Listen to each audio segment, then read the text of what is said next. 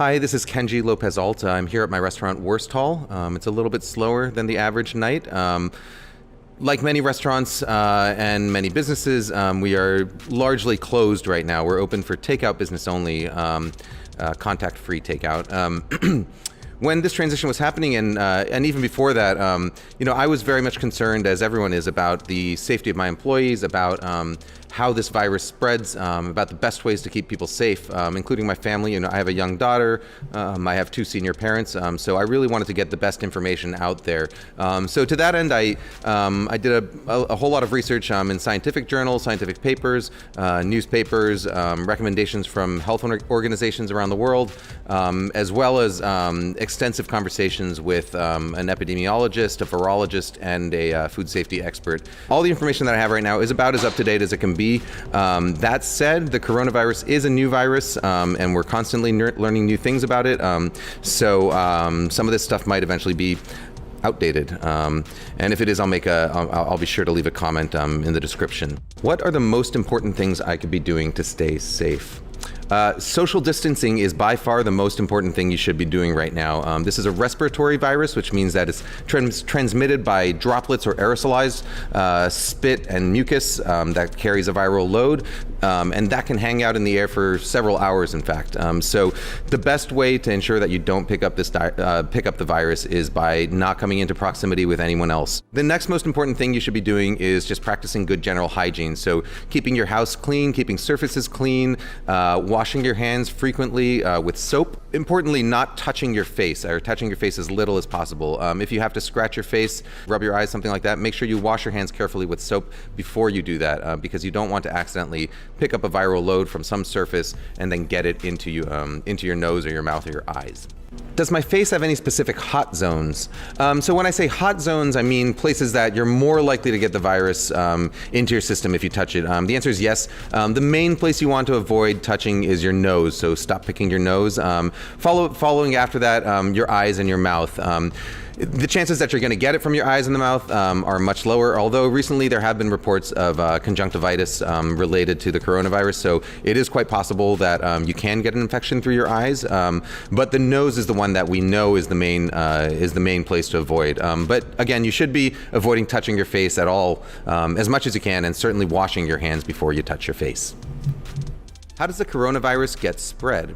Well, it's a respiratory virus, so the primary way in which it gets spread is by droplet infection. So you breathing out or coughing or sneezing, putting moist droplets that are loaded with the virus into the air, and then someone else coming by and inhaling those. And that's why that's why everybody has been recommending social distancing, so that you don't breathe in other people's air. Are there any other ways that it could be spread?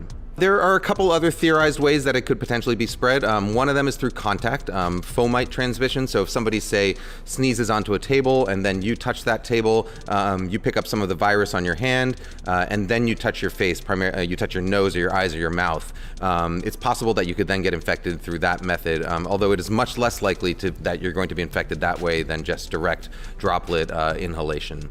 Another possible route is fecal oral or fecal respiratory. So that's when the infected feces of a human. So far, we've found that about 50% of people have viral RNA in their stool, and we've produced viable virus out of that. So it is possible that a restaurant worker with very poor hygiene or someone in your home that didn't wash their hands could potentially spread some amount of fecal matter onto food or onto your hands, and that you could then ingest it. And even if you do ingest a little bit of it, it's probably not going to get you sick, at least not from coronavirus. Can I get the coronavirus by touching or eating food?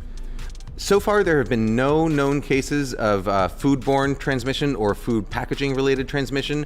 That is not to say that it's completely out of the question. There is definitely the chance that you could get it, but thus far there have been no known cases, and according to all of the experts I spoke to, the chances of getting it from eating food or handling food or food packaging are extremely slim, especially if you practice good hygiene while you're preparing and eating your food. Is it safe to eat raw foods? This was a question that I specifically asked a number of experts on whether it's safe to eat, say, salads or fish, sushi or anything that you would normally eat raw. Is it less safe to eat that now? The answers I got were, it's probably very safe, just as safe now to eat those raw foods as it was before. Even if a worker were to say, sneeze right in your salad bowl, toss it, put it on your plate, and hand it to you, the chances that you are going to get infected from that salad are very, very slim. As we know, it's a respiratory virus, so unless you're taking that lettuce, shaking it around in the air, getting droplets in the air, and then inhaling those, the chances that you're actually going to get it from eating that lettuce are slim. Your mouth contains proteolytic enzymes. Your saliva contains proteolytic enzymes, which break down proteins kind of indiscriminately, and that includes the membrane around the coronavirus. Your gastrointestinal system is also a different system from your respiratory system. You share a little bit of it, of the same tube in the back of your throat. But if you're swallowing and you're actively eating, the chance that a viral load gets deposited there and that load is enough to then subsequently get you infected, I am told, is very, very slim. So you are probably safe even eating raw foods. How long does the coronavirus last on various surfaces? The coronavirus can last for 3 days or so on plastic and steel, about 24 hours on more porous surfaces like cardboard, 4 hours on copper, and in the air, in aerosolized form, we know that it can last a minimum of 3 hours. We don't really know exactly how long it can last, but projecting the graph, it looks like it's probably about 6 to 8 hours or so in aerosolized form. Does heating destroy the virus? The short answer is yes, heating does destroy the virus. So if you're still nervous about eating raw foods, and that's totally understandable, a surefire way to make sure that the food you're about to put in your mouth is virus-free is by cooking it and heating it. What we do know is that 149 degrees Fahrenheit, which is about 65 degrees Celsius, at that temperature and higher, it takes about 3 minutes to completely make sure that the food is going to be virus-free. So if you're heating up liquid foods like soup, make sure that they come to a simmer, let them simmer for 3 minutes, and it'll be safe. If you're heating up solid foods, use a thermometer and make sure that it comes up to 149 degrees Fahrenheit or higher, and that it maintains that temperature for 3 minutes before you eat it, and that's a pretty good guarantee that it's going to be virus-free. What is the safest way to shop at the supermarket? Well, supermarkets can be a little bit dangerous because they tend to be crowded and because lots of people pass through them, especially larger supermarkets. So when you go to a supermarket, you, as much as possible, want to avoid getting in people's space, getting in spaces that were recently occupied by other people. What that means is I would recommend using the self-checkout lane instead of going to a physical cashier, a real person, because the virus, again, is primarily spread through person-to-person droplet infection, not through touching things. So even if a lot of people have touched that touch screen, the chances that you're going to pick up the virus or get sick from touching that touch screen are very, very slim, especially if you wash your hands carefully before you bring them near your face. So I would recommend using the self-checkout lane if possible. Using cash-free payment systems or cardless payment systems are even better. So everyone's phone these days probably has a card, touch-free option. If not, you can use a credit card. Just wash your hands well and try to avoid cash if you can. If you're forced to, again, just make sure you wash your hands well before you touch your face. The other thing that I would recommend is checking out smaller local markets as opposed to the big supermarkets, because basically the more number of people that pass through a space, the higher the odds that an infected person will have passed through that space and left a viral load somewhere in it.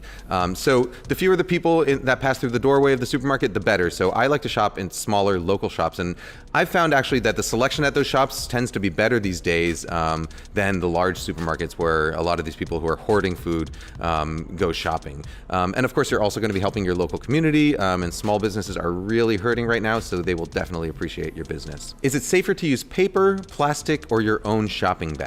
The truth is, every expert I talked about this has said they're all just about the same level of safety, which is very safe. Plastic bags and paper bags are made in factories and they're shipped to supermarkets.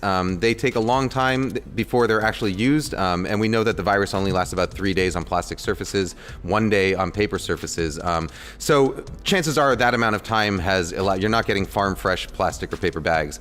So the virus is not going to be on those bags when they get to the store. So the only real way that you could possibly get infected by them is if, say, the person bagging your groceries blows into the bag or sneezes near the bags. As far as using using your own bags go, using a cloth bag is actually safer than using a plastic bag. A little bit safer. Both of them are pretty safe. Cloth is a little bit safer only because you can wash it in the washing machine, and detergents and soaps are actually very good at destroying this virus. Should I be using hand sanitizer? Well, the good news is you don't really have to go crazy with the hand sanitizer, especially if you're at home. Soap is going to be just as effective. Soap is designed to break down fats, lipids, and this is a lipid-coated membrane. There is a lipid membrane around this virus, so that gets broken down very easily by soap. So soap is the best way to wash your hands at home. Use cool water, just because hot water, if you repeatedly wash your hands with hot water, it's going to lead to more sort of dry hands and more irritated skin. So you're gonna find that it's easier to use cool water if you're frequently washing your hands. The time I would recommend getting at least a small bottle of sanitizer, or maybe getting some sanitizing wipes, is for when you go out. So say you go to the supermarket, you go to another store, you're coming back, you've touched some things, before you touch your car door handle or before you touch your front doorknob, just give yourself a good wipe with the sanitizer to make sure that you're not depositing any virus onto those surfaces that other people might subsequently be touching. Is it okay to buy produce from open bins? Yes, it is okay to buy produce from open bins, even if other people have touching it. So this virus, a virus requires a host cell in order to replicate itself. So once the virus leaves a host body, say in the form of a sneeze or a cough, it's not going to grow in number the way, say, a bacteria could or a fungus could. A virus is going to, once it comes out of your body, that's the most virus that's ever going to be in that load, and from there it's going to steadily decrease. It's also going to go through a bunch of sort of dilution events, which is when you, so if it's on, say, an apple, and you have a certain amount of viral load on that apple, and then a bunch of people touch that apple, well, every person has gotten a little bit of virus on their hand, which means that there is now a little bit less virus on that apple. And it's now spread out over more surfaces. It's going to break down faster. And all those people are probably going to wash their hands, hopefully. So really the odds of contracting the virus just by touching raw produce, even produce that other people have touched, are very, very slim, especially if you practice good hygiene. Wash your fruits and vegetables when you get them home. Wash your hands before you touch your face or before you prepare and cook food. You should be safe. Is it safer to order takeout, delivery, or to shop at the supermarket? All three methods are actually relatively safe. Again, the thing you want to really look out for is proximity to other people. So at the supermarket, go during off-peak hours and avoid other people. If you're going to get takeout, try and order from a restaurant that offers contact-free takeout. That is where they would leave the food on a table, step back, allow you to come forward and pick it up. And if you're going to get delivery, the same thing. Ask the delivery driver to leave it on your doorstep, step away. Then you go out and pick up the food and bring it into your house.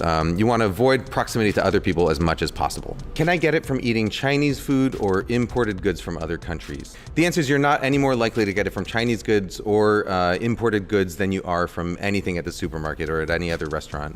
The disease did originate in China, but it spread person to person, which is why health organizations and governments have been limiting the movement of people, but not the movement of goods.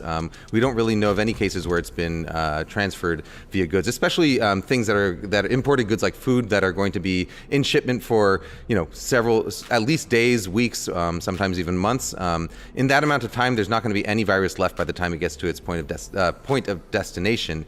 So with imported goods, you're actually more likely to get, it's more likely to be infected by the person stocking the supermarket shelf or the person unloading the truck than it is at its point of origin. So the answer is no, there is no higher risk associated with imported food or Chinese restaurants or any other type of restaurant. So in summary, I want to reiterate that this is a novel virus, so there's a lot we don't know about it. That said, we do know that it's spread primarily through droplet inhalation, and we also know that thus far there have been no known cases of food-related transmission, and that's the agreement of every health organization around the world and every expert that I've spoken to. So while it is theoretically possible that you can get it through eating food or through handling food, the odds of that at this point are quite slim, so you can feel good about cooking at home or even ordering takeout from restaurants. So what can you do to help? The best way to help is to keep yourself healthy and to keep your community healthy, and that means social distancing. So keep yourself at home as much as you can. If you do need to go out, avoid crowds, avoid other people, do all your shopping in 3 to 4 week batches, so that you don't have to frequently go to the supermarket, and just stay healthy, clean, and safe, and that's good protection for you and for your community. If you want to help beyond that, I would really suggest looking towards local organizations that are helping with coronavirus relief. I know that in my community in the Bay Area, there's a number of organizations that have sprung up since the outbreak started. In fact, my own restaurant, we are providing free meals to first responders, firemen, emergency room workers, as well as people in the community who need food because they're out of work or because their children are out of school. There are lots of people doing good work out there. I urge you to look into that, see how you can help. If nobody's doing anything around you, start your own initiative if you can. We're all just doing the best we can right here, right now. And I hope that you stay safe, and I hope that you keep eating good food despite what's going on right now. Thank you.